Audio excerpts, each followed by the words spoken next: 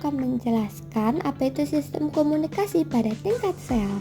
Sebelumnya, ada yang tahu gak sih apa itu sistem komunikasi pada tingkat sel?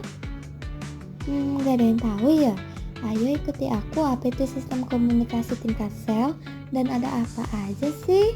Yuk ikuti aku untuk tahu lebih dalam. Pertama, ada komunikasi sel.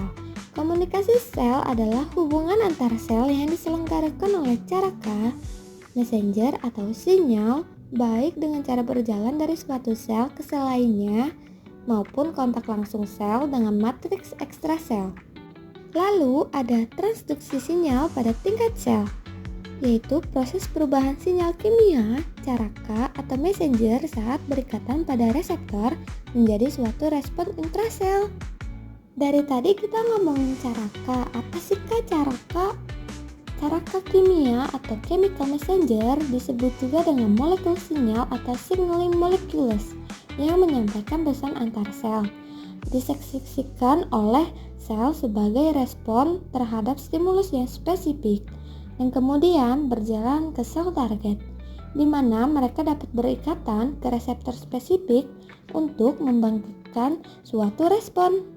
Nah, yang terakhir ada reseptor, yaitu molekul rantai samping pada membran plasma yang dapat berikatan dengan molekul pengikat atau ligen yang spesifik atau memiliki bentuk dan susunan yang sesuai dengan reseptor. Selanjutnya, perhatikan gambar di samping.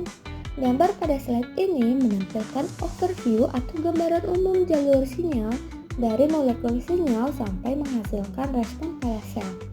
Aku akan menjelaskan urutan jalur sinyal seluler. Pertama, molekul sinyal ekstraseluler atau first messenger merupakan molekul yang berasal dari luar sel, bisa berupa hormon, neurotransmitter, atau faktor pertumbuhan yang berfungsi untuk mengirimkan sinyal ke dalam sel. Kedua, reseptor, protein di permukaan membran sel yang mengenali dan mengikat molekul sinyal, biasanya berupa reseptor transmembran. Ketiga, domain sitoplasma dari reseptor. Setelah molekul sinyal terikat, bagian dalam atau domain sitoplasmik dari reseptor akan mengalami perubahan konformasi dan mengaktifkan molekul berikutnya di jalur sinyal. Keempat, efektor atau suatu enzim ialah reseptor yang teraktivasi akan mempengaruhi efektor, seringkali berupa enzim seperti adenylate cyclase atau fosfolipase C. Yang kelima, caraka kedua atau second messenger merupakan molekul kecil di dalam sel yang dihasilkan untuk dilepaskan sebagai respon terhadap aktivasi efektor. Contohnya termasuk CAMP, IP3, BAG, dan kalsium 2+. Molekul-molekul ini menyebarkan sinyal ke dalam sitoplasma dan memperkuat respon seluler. Keenam, aktivasi protein atau kaskade fosforilasi. Second messenger akan mengaktifkan protein kinase atau enzim lain yang memicu serangkaian reaksi biokimia di dalam sel, seperti fosforilasi protein target. Ketujuh, respon seluler merupakan hasil akhir dari jalur sinyal yang bisa berupa perubahan aktivitas enzim, regulasi ekspresi gen, pergerakan sel, sekresi, pertumbuhan, atau kematian sel. Dan yang terakhir, terminasi sinyal. Setelah sinyal disampaikan, mekanisme inaktif seperti degradasi second messenger, desfosforilasi protein, dan internalisasi reseptor akan menghentikan sinyal agar sel tidak terus-menerus aktif. Lalu ada molekul sinyal ekstraseluler yang terdiri dari beberapa golongan dan jenis. Golongan dan jenis pertama yaitu molekul kecil seperti asam amino dan turunannya. Contohnya glutamat, glasin, asetilkolin, dan epinefrin yang bertindak sebagai hormon dan neurotransmitter. Kedua, ada steroid untuk mengatur perkembangan seksual, kehamilan, metabolisme karbohidrat, dan ekskresi ion natrium dan kalium. Ketiga, eikosanoid, contohnya prostaglandin, tromboksan, leukotrin yang mengatur sebagai inflamasi dan tekanan darah. Dan yang terakhir, berbagai macam polipeptida dan protein seperti protein transmembran. Perhatikan gambar di bawah.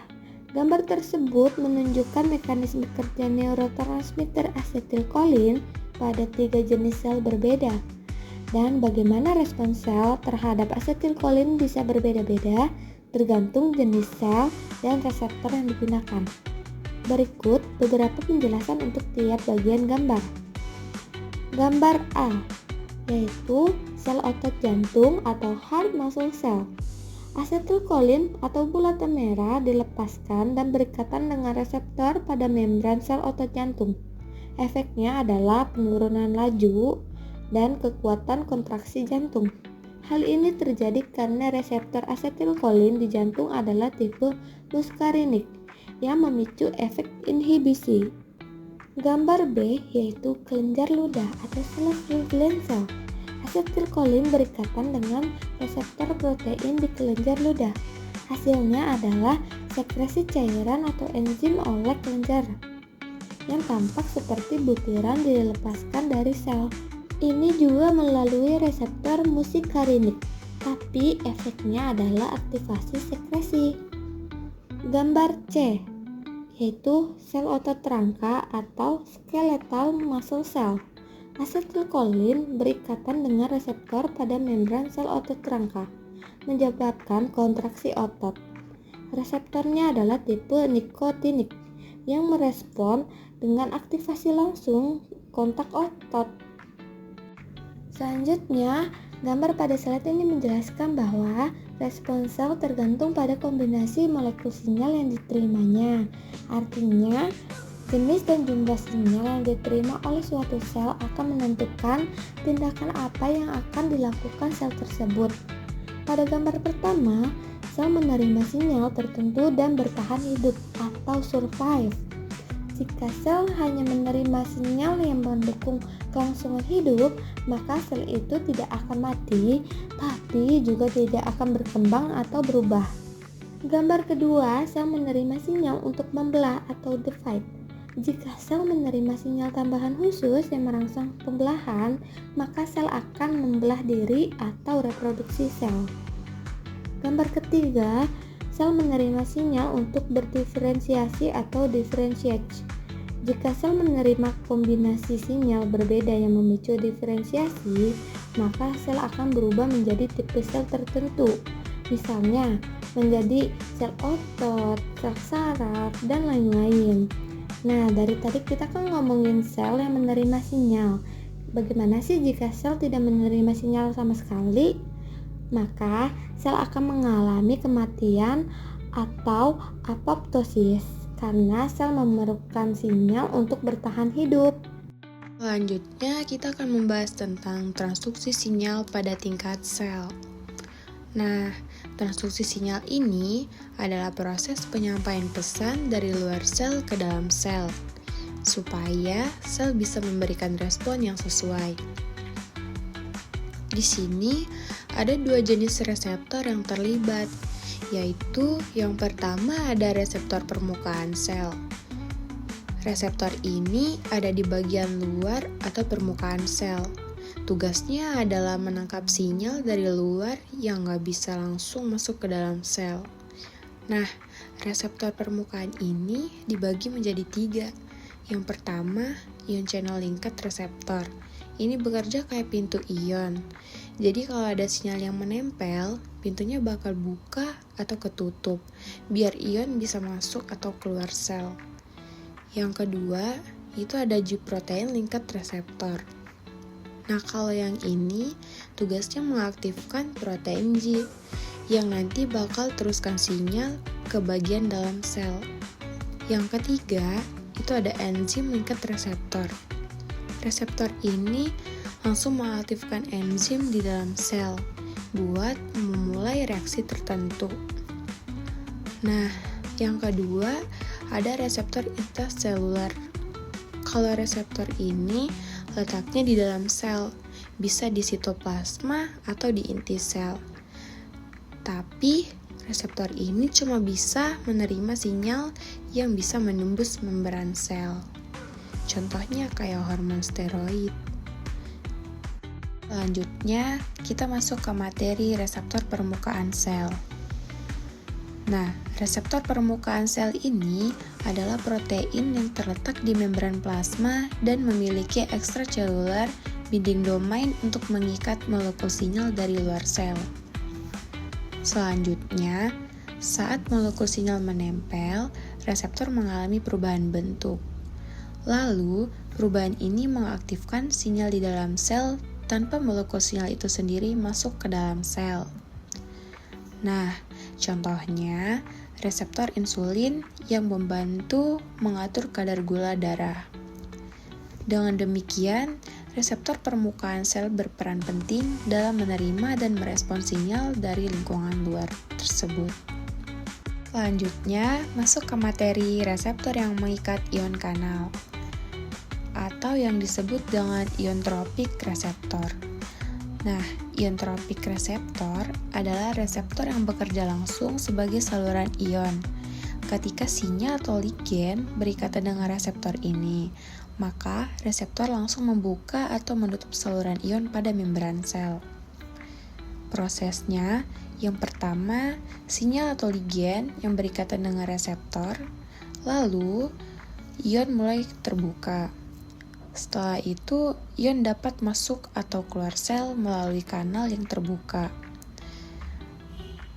Lalu, pergerakan ion ini menghasilkan pengaruh yang bersifat listrik atau seperti perubahan potensial pada membran. Selanjutnya, masuk ke materi yang kedua, reseptor yang mengikat GTP binding protein. Reseptor ini bekerja secara tidak langsung melalui aktivasi protein G di dalam membran sel. Ketika sinyal berikatan dengan reseptor, terjadi aktivasi protein G yang selanjutnya memicu berbagai efek dalam sel. Prosesnya, yang pertama sinyal atau ligen berikatan dengan reseptor, lalu reseptor mengaktifkan protein G. Setelah protein G teraktivasi, ia mengaktifkan enzim, lalu menyebabkan perubahan konsentrasi mediator intraseluler. Setelah itu, ia mengaktifkan kanal ion dan menyebabkan perubahan permeabilitas ion membran plasma. Selanjutnya, kita masuk ke materi G-protein link reseptor. Bisa dilihat di gambar di samping. Pertama, ketika tidak ada stimulus, reseptor dan G-protein itu dalam keadaan inaktif dan masih terpisah.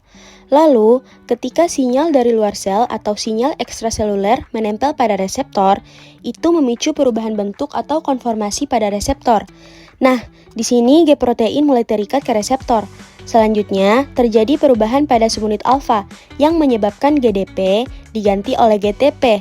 Nah, pergantian ini bikin subunit alfa terpisah dari subunit beta gamma. Intinya, aktivasi G-protein ini akan memicu serangkaian reaksi di dalam sel yang akhirnya menghasilkan respon seluler tertentu sesuai sinyal yang diterima. Selanjutnya, kita masuk ke target molekul dari G-protein. Pertama, ada kanal ion. Contohnya seperti asetilkolin yang menyebabkan disosiasi antara subunit alfa dan beta gamma, lalu membuat kanal ion terbuka. Kedua, ada enzim-enzim yang terikat di membran plasma, dan salah satunya adalah adenyl siklase yang mengubah ATP menjadi CAMP. Lalu, ada juga fosfolipase C yang akan mengubah inositol fosfolipid menjadi dua komponen penting, yaitu inositol trifosfat atau IP3 yang fungsinya untuk membuka kanal kalsium 2+ di membran retikulum endoplasma. Hal ini menyebabkan peningkatan ion kalsium 2+ di sitoplasma. Dan yang kedua adalah diasetilgliserin atau DAG yang akan mengaktifkan enzim protein kinase C atau PKC, dan ini akan menimbulkan berbagai macam respon di dalam sel. Selanjutnya, aku akan membahas tentang mekanisme transduksi sinyal yang diperantarai oleh CAMP sebagai mediator sinyal. Bisa dilihat, proses ini dimulai ketika suatu ligan atau sinyal eksternal berkaitan dengan reseptor di permukaan sel, yang kemudian mengaktifkan protein G. Aktivasi protein G akan merangsang enzim adenylat siklase untuk mengubah ATP menjadi CAMP. Molekul CAMP ini kemudian berperan sebagai second messenger yang penting, yang akan mengaktifkan protein kinase A atau PKA. Dalam kondisi awal, protein kinase A berada dalam bentuk tidak aktif. Namun, dengan adanya CAMP, struktur protein kinase A berubah dan menjadi aktif. Aktivasi PKA ini penting karena dapat memicu berbagai respon di dalam sel, seperti regulasi metabolisme, transkripsi gen, dan aktivitas enzim lainnya. Proses ini merupakan bagian penting dari sistem sinyal seluler yang memastikan sel dapat merespon secara tepat terhadap rangsangan dari luar. Selanjutnya, ada mekanisme transduksi sinyal yang diperantarai oleh inositol fosfolipid. Bisa dilihat, proses ini dimulai ketika molekul sinyal berkaitan dengan reseptor yang terhubung dengan protein G di membran sel. Setelah aktivasi subunit alfa dari protein G mengaktifkan enzim fosfolipase C. Enzim ini kemudian memecah molekul fosfatidi-inositol bisfosfat atau PIP2 menjadi dua komponen penting, yaitu inositol trifosfat atau IP3 dan diacylglycerol atau DAG. IP3 akan bergerak menuju retikulum endoplasma dan memicu pelepasan ion kalsium ke sitoplasma. Sementara itu, DAG tetap berada di membran dan bersama dengan ion kalsium mengaktifkan protein kinase C. Aktivasi protein kinase C akan menimbulkan respon lebih lanjut di dalam sel. Mekanisme ini menunjukkan bagaimana sinyal dari luar sel dapat diterjemahkan menjadi aktivitas spesifik di dalam sel melalui jalur inositol fosfolipid. Selanjutnya, ada terminasi respon. Nah, apa sih terminasi respon itu? Terminasi respon adalah proses penghentian aktivitas sinyal dalam sel yang bertujuan untuk mencegah stimulasi berlebih. Proses ini terjadi melalui dua tahap. Pertama, dilakukan fosforilasi terhadap G-protein link reseptor oleh enzim G-protein link reseptor kinase atau GRK yang berada di sisi sitoplasmik membran plasma. Tahap kedua, setelah reseptor transfoliasi protein arestin akan berkaitan dengan reseptor tersebut. Arestin bertindak sebagai kompetitor dari G-protein sehingga mencegah aktivasi sinyal lanjutan. Intinya nih, terminasi ini penting untuk menjaga agar respon sel tidak berlangsung terus-menerus. Kesimpulannya, mekanisme ini berfungsi sebagai sistem kontrol agar sel tidak overstimulasi dan bisa kembali ke kondisi semula setelah menerima sinyal. Oke teman-teman, di slide kali ini kita akan membahas tentang kekuatan dan namanya proses signaling. Sebelum itu, aku akan ngasih tahu dulu ya apa itu signaling. Signaling adalah proses saat sel menerima sinyal, misalnya hormon, dan meneruskannya ke dalam sel untuk menghasilkan respon. Kira-kira apa yang menentukan kekuatan dan namanya sinyal? Yang pertama, kecepatan hidrolisis GTP oleh subunit alfa G-alfa. Jadi ketika GTP atau guanosin trifosfat diubah menjadi GDP atau guanosin difosfat oleh G-alfa, maka G-alfa menjadi tidak aktif. Jadi GTP adalah bentuk aktif sedangkan GTP adalah bentuk tidak aktif. Jadi semakin cepat GTP dihidrolisis, semakin cepat juga sinyal berakhir. Lalu yang kedua, peran protein RGS regulator of G-protein signaling. Jadi RGS membantu mempercepat hidrolisis GTP oleh G-alfa. Setelah GTP menjadi GDP, G-alfa bergabung lagi dengan subunit beta gamma membentuk G-protein trimeric yang inaktif. Ini mempercepat penghentian sinyal sehingga sinyal tidak berlangsung terus-menerus. Jadi kesimpulannya adalah kekuatan dan lamanya sinyal sangat bergantung pada seberapa cepat GTP diubah menjadi GDP dan apakah ada protein RGS yang mempercepat proses ini. Jika lambat, sinyal bisa terlalu lama dan menyebabkan gangguan. Oke teman-teman, di slide kali ini kita akan membahas tentang reseptor yang mengikat enzim atau enzim linked receptor. Jadi gambar ini menunjukkan dua cara kerja dari reseptor yang mengikat enzim. Kita lihat di bagian sebelah kiri, ini menunjukkan bahwa reseptor punya enzim sendiri. Jadi awalnya dua reseptor berdiri sendiri di permukaan sel, lalu molekul sinyal ligan atau yang berwarna merah datang dan menempel di bagian luar dari kedua reseptor. Ini membuat kedua reseptor bergabung atau dimerisasi. Saat bergabung, bagian dalam reseptor yang ada di dalam sel menjadi aktif karena mengandung enzim itu sendiri. Jadi, enzim ini akan memulai reaksi dalam sel biasanya dengan cara menambahkan fosfat ke protein lain. Lalu, kita beralih ke gambar sebelah kanan. Gambar sebelah kanan ini menunjukkan bahwa reseptor mengaktifkan enzim lain. Jadi, awalnya reseptor berdiri sendiri dan tidak aktif, lalu molekul sinyal yang berwarna merah datang dan menempel ke reseptor. Ini membuat reseptor berubah bentuk dan bisa mengikat enzim dari dalam sel. Setelah enzim terikat, enzim menjadi aktif dan mulai reaksi di dalam sel. Jadi kesimpulannya adalah, gambar sebelah kiri reseptor langsung aktif karena mengandung enzim sendiri, sedangkan sebelah kanan reseptor butuh enzim lain dari dalam sel untuk bisa bekerja. Oke, kita next ke slide selanjutnya.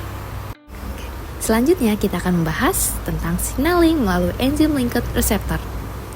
Sebelum itu, aku akan ngejelasin dulu apa itu enzim linked receptor.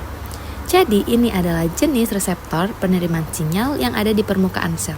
Saat sinyal dari luar biasanya berupa protein seperti growth factor menempel ke reseptor, bagian dalam sel langsung mengaktifkan enzim yang bisa memicu berbagai reaksi dalam sel. Kira-kira fungsinya apa ya? Jadi fungsinya adalah untuk membantu sel merespons sinyal dari luar seperti growth factor, yaitu merangsang pertumbuhan sel, lalu ada mitotic factor, yaitu mendorong pembelahan sel atau proliferasi, lalu ada survival factor, yaitu membuat sel bisa bertahan hidup lebih lama, lalu yang terakhir ada differentiation, yaitu membantu sel berkembang jadi tipe sel tertentu. Lalu ada ciri-ciri sinyal melalui enzim linked receptor, yaitu responnya lambat atau hitungan jam dan biasanya membutuhkan tahap-tahap signaling intraseluler yang mengarah pada perubahan ekspresi gen. Jadi, kenapa bisa lambat? Karena prosesnya itu panjang seperti sinyal masuk, lalu reseptor mengaktifkan enzim, lalu enzim aktifkan protein lain di dalam. Jadi, di slide kali ini ada 6 kelas enzim linked receptor yang telah teridentifikasi. Yang pertama ada reseptor tirosin kinase, yaitu mempunyai kemampuan menambahkan fosfat pada asam amino tirasin dari protein pensinyalan di dalam sel intraseluler signaling protein. Lalu yang kedua ada tirosin kinase associated receptor, yaitu bekerja sama dengan protein di dalam sel yang memiliki aktivitas tirosin kinase, enzim yang bisa menambahkan fosfat ke tirosin. Lalu yang ketiga ada reseptor like tirosin phosphatase, yaitu menghapus gugus fosfat dari tirosin pada protein penisyalan dalam sel. Lalu yang keempat ada reseptor serine atau threonine kinase, yaitu menambahkan fosfat ke asam amino serine atau threonine pada protein yang berperan dalam mengatur gen, yaitu gene regulatory protein. Yang kelima ada reseptor guanylin silase, atau mengkatalis atau mempercepat pembentukan cGMP langsung di dalam sitosol, yaitu cairan sel. Yang keenam ada histidine kinase associated receptors, yaitu mengaktifkan jalur pensinyalan dengan menambahkan fosfat ke histidin, lalu memindahkannya ke protein peninsialan lainnya di dalam sel. Oke, berikutnya ada reseptor intraseluler. Reseptor intraseluler adalah protein reseptor yang terletak di dalam sel, biasanya di sitoplasma atau inti sel, dan berfungsi untuk menerima dan merespon molekul sinyal yang bisa menembus membran sel.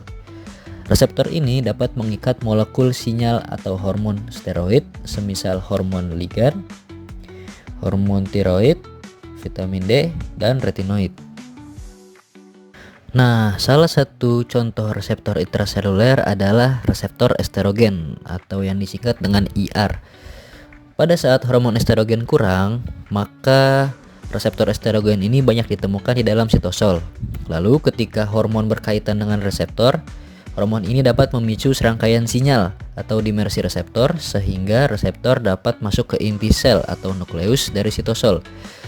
Di dalam nukleus, dimer reseptor dapat berikatan di bagian hormon respon elemen. Lalu berikutnya, kompleks DNA reseptor akan merekrut berbagai protein yang bertanggung jawab dalam proses transkripsi yang mempengaruhi ekspresi gen. Yang terakhir, ada beberapa kelainan akibat adanya gangguan dalam transduksi sinyal pada sel. Nah, yang pertama contohnya adalah androgen insensitivity syndrome atau AIS. Akibat adanya mutasi pada gen reseptor androgen atau yang disingkat RA, reseptor androgen tidak berfungsi. Nah, sehingga jaringan yang menjadi target hormon androgen yaitu testis tidak berfungsi dan bisa terjadi gejala hipogonadisme atau disfungsi ereksi. Yang kedua, ada dysgenesis ovarium akibat adanya mutasi pada reseptor FSH atau follicle stimulating hormone. Nah, jika reseptor FSH ini tidak aktif, maka ovarium tidak berkembang dengan baik.